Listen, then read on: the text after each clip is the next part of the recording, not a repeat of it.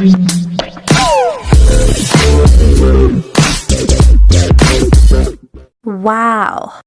Wow.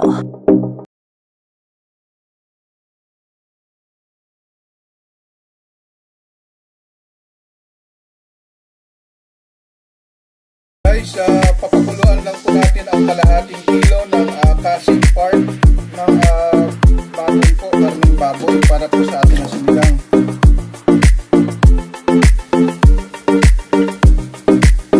Nilagyan po natin guys ng asin para po sa hanggang sa nilalaga po natin yung baboy po na casing part para lalo pong ma-absorb po ng baboy yung asin bilang panlasa. Guys, isasabay po natin sa papakulo po yung sibuyas para po lumambot. Pati po guys, itong kamatis. Sabay na po yan guys. Wow. Wow. Wow.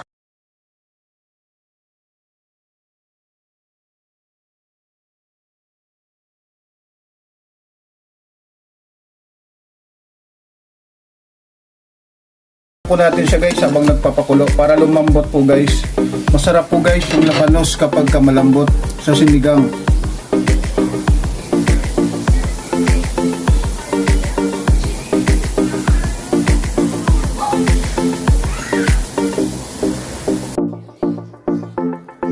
Guys, ilagay na po natin guys. Mukhang malambot na po guys yung mga labanos at yung mga kamatis at sibuyas. Lagyan na po natin guys yung ating gabi, pampalapot guys.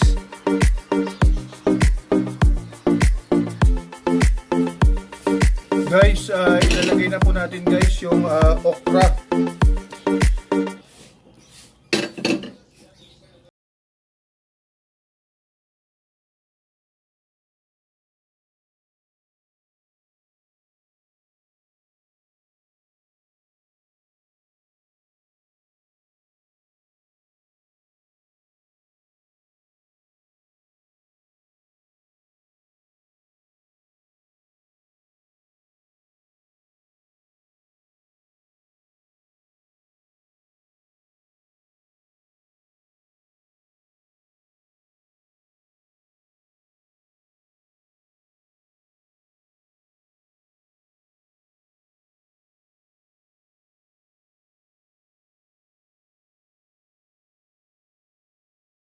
Po natin guys ang ating sinigang.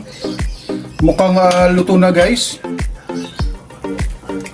Lalagyan po natin guys ng sinigang nor sa sampalok mix, pampalapot po guys, maliban dun sa presko po na gabi. Lalagyan din po natin guys ng sinigang sa sampalok mix sa mga kakalahati na yan guys. Kalahating sinigang sa sampalok mix at kalahati din sa gabi. Ayan guys, depende po guys sa ating panlasa. So ayan guys, haluin lang po natin guys para ma-absorb po ng gulay yung ating pong mga panlasa guys. Sarap.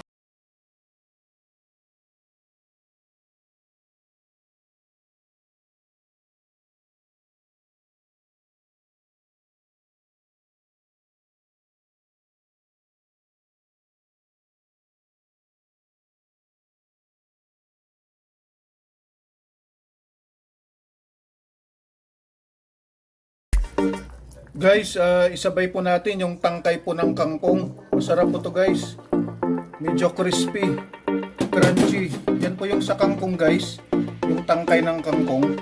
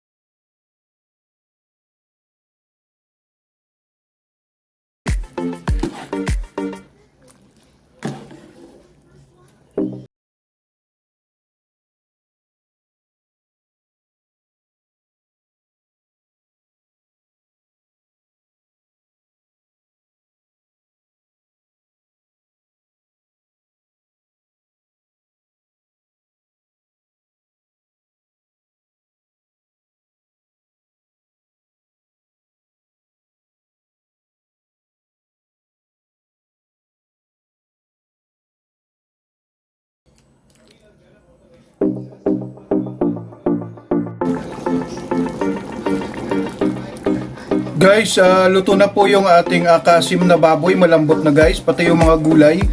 Ihuli na po natin guys. Ito ang kangkong. Ayan guys.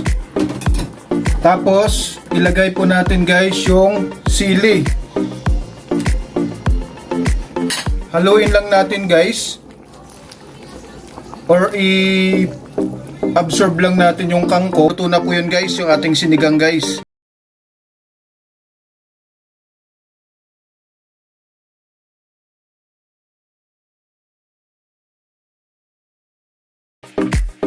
Puso, this is Chef Jose Sarasola from GMA's Unang Hirit. Wow. Please abangan niyo or panoorin niyo yung YouTube channel, Kusino ni Dan. Kusina ni Dan. At ang mga luto niya, abangan niyo kasi for sure masarap siya. God